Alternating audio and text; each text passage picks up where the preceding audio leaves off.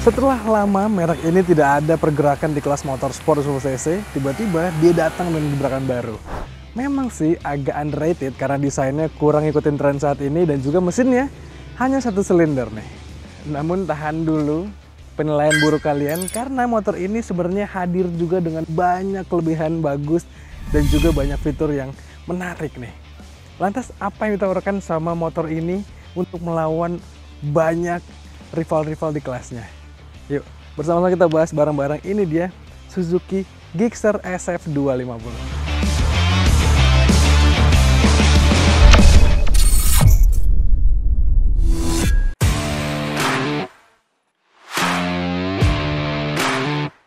Memang kalau kita lihat lanskap motor sport 10 cc, rival motor ini banyak sekali teman-teman.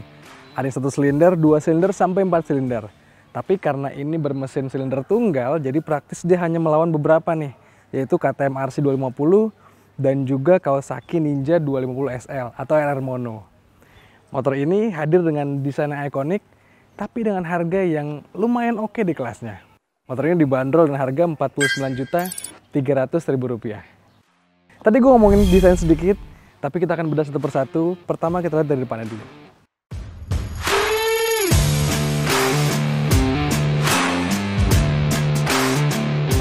Nah, dari depan, Gixxer ini memang nggak seperti GSX-R, teman-teman. Desainnya lebih ikonik, lebih berkarakter, tapi memang nggak terlalu ngikutin tren saat ini yang meruncing-runcing. Ini lebih agak tembem-tembem, bulat-bulat gitu ya. Elegan lah gitu. Detailnya, di sini ada visor yang kecil banget, yang gue nggak tahu apa kegunaannya. Lalu ada spion yang baplang gini ya, dan juga nggak ada stoppernya nih. Jadi kalau udah dol gitu ya, bisa langsung ngeplek-ngeplek. Turun ke bawah, di sini ada headlamp yang luar biasa terang banget teman-teman. LED, lebar juga bentuknya. Lalu turun ke bawah, kita bisa lihat kakinya di sini lumayan berotot teman-teman. Dia pakai pelek ring 17, dibalut sama ban ukuran 110/70. Sementara pengeremannya di depan pakai cakram dan kalipernya dari Bybre. Lumayan lah speknya. Dari depan, kalau dilihat dari bawah sih, desainnya oke lah. Sekarang kita ngintip bagian sampingnya dan juga lihat detailnya.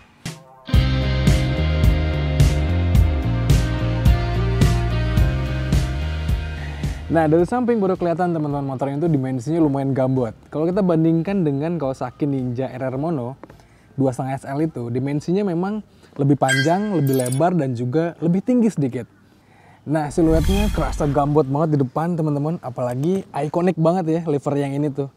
Suzuki X-Star. Ada gede Suzuki-nya di samping sini. X-Star juga 2,5 tulisannya. Dan warna biru khas kebanggaannya Suzuki. Gestur ke tengahnya. Agak ada hal yang desainnya gue nggak suka, yaitu knalpotnya kenapa harus chrome warnanya. Jadi kayak udah cakep-cakep dari depan biru, kuning gitu ya. Tiba-tiba ada warna chrome-nya. Agak sedikit mengganggu. Tapi kalau desain sih subjektif lah ya. Ke belakangnya, ini juga desain yang menurut gue agak kenapa harus masuk ke motor-motor sport fairing nih. Yaitu ada behelnya teman-teman. Dan behelnya terpisah gini lagi. Jadi ya secara desain memang motor ini mungkin mengejar pasar tersendiri lah. Nah kalau dari belakang baru kelihatan banget nih tampilannya lumayan rame. Rasanya untuk motor sport di Indonesia, motor sport fairing ya khususnya ya, dia hadir meruncing-runcing gitu ya, tajam-tajam. Kalau ini lebih banyak desain-desain yang rasanya akan banyak yang gue potong kalau gue punya motor ini nih. Salah satunya ini nih, spakbornya gede banget dan panjang ke belakang ya. Kalau kurang sama spakbornya, dia ngasih hager tambahan teman-teman. Ini mudguard gitu ya yang dipasangkan di lengan ayunnya. Tapi ngebuat desain belakangnya jadi ramai banget nih. Kalau kita lihat detailnya kakinya teman-teman, di belakang sini dia pakai lengan ayun yang modelnya klasik banget nih. Khas GSX ya.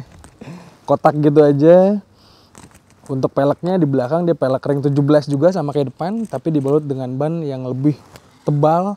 Ukurannya 150, profilnya 60. Dari belakang sih tampilannya memang kelihatan berotot teman-teman. Tapi kalau gue punya motor ini lagian gue potong semua ini ya. Terus gue agak custom lah belakangnya biar lebih cakep. Nah kalau kita ngomongin suspensinya teman-teman, tadi di depan kelupaan gue ngomongin dia pakai shock teleskopik yang ukurannya gede banget. Jadi secara tampilan berotot. Di belakang pun dia pakai suspensi yang monoshock gini. Untuk karakternya gimana nanti kan gue ceritain.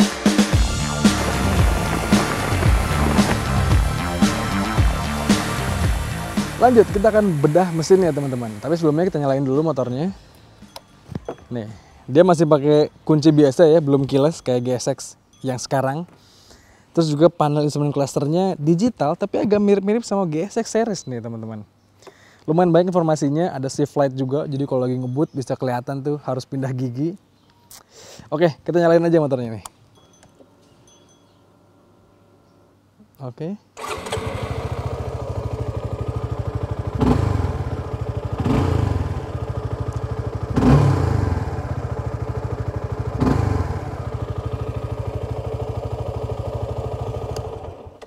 Nah, udah denger kan tadi suaranya? Lumayan agak ngebas, agak berat gitu di tarikan tengahnya. Sementara bawahnya sih lumayan cempreng. Itu berkat di bawah sini teman-teman. Di bawah knalpot sini ada katalis yang gede, jadi suara knalpotnya memang agak teredam lah.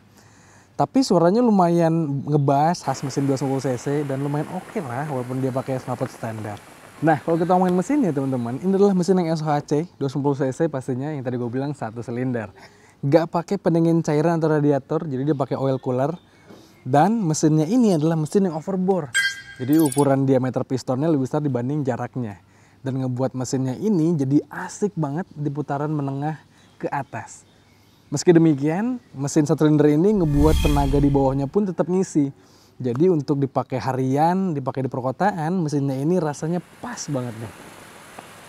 Tetap ngisi di tarikan bawahnya, tapi nggak sampai ngebuat kita pegal gitu ya, nggak sampai kita capek pada saat ridingnya. Karena penyaluran tenaganya lumayan linear, lumayan smooth, baru galak di putaran yang menengah ke atas. Jadi kalau motor ini dipakai di perkotaan rasanya asik, macet-macetan oke gitu ya. Tapi ketemu jalan kosong, motor ini langsung keluar buasnya. Menurut gue setidaknya seperti yang gue rasakan. Nah, yang asiknya lagi, motor ini teman-teman mencatatkan angka konsumsi bahan bakar yang lumayan irit, bahkan bisa dibilang irit lah untuk kelasan motor 10 cc. Karena dari penjelasan gue kemarin dengan riding style yang agresif, cenderung sering gaspol-gaspolan, motor ini dapat di angka 1:30,4 alias 30,4 km per liter. Jadi irit banget untuk kelasan motor 20 cc pasti.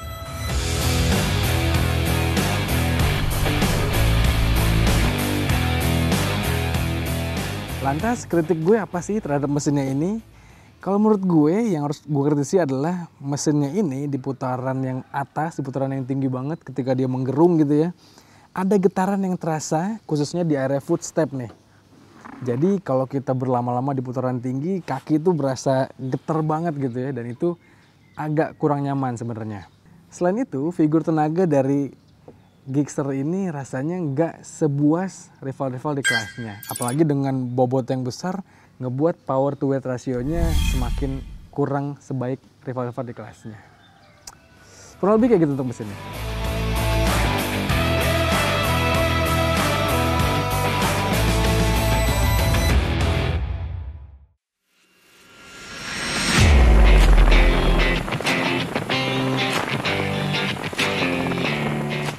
Lanjut teman-teman, kita bedah handling dan suspensinya. Tapi sebelumnya kalian lihat dulu nih poster gue yang sebesar ini duduk di Suzuki Gixxer SF250 ini. Lihat, pastinya gue bisa menampak dengan sempurna ya, khas motor-motor sport fairing, nggak terlalu tinggi.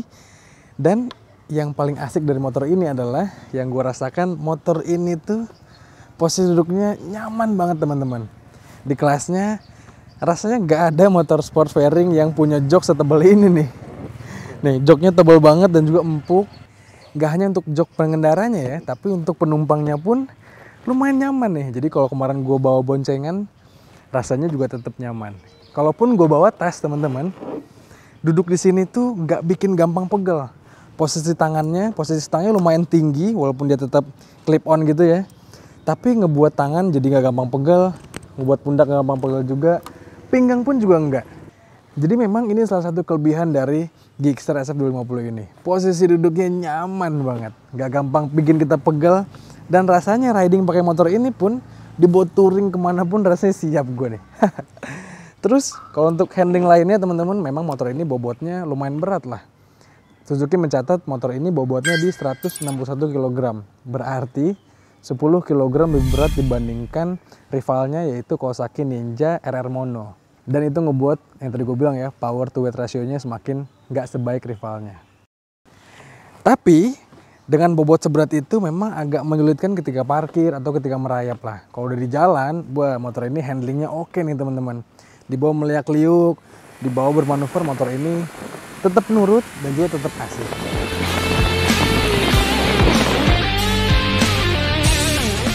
Lanjut, kita bedah karakter suspensinya nih. Untuk Gixxer SF250 ini menurut gue punya karakter yang khas motor-motor sport touring.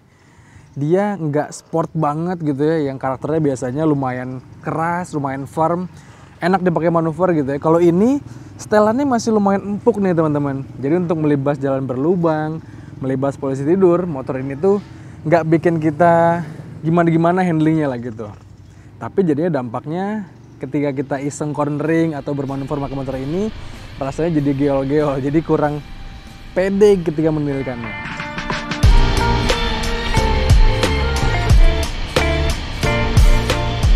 Ya mungkin itu karakter yang pengen dibawa Suzuki ke motor ini, supaya motor ini nyaman dipakai harian, nyaman dipakai touring. Karena yang tadi ya posisi ridingnya udah enak banget. Kalau suspensinya dibuat keras gitu ya, kayaknya jadi nggak matching tuh. Jadi setelan suspensi kayak gini memang menurut gue udah paling pas untuk Gixxer SF250.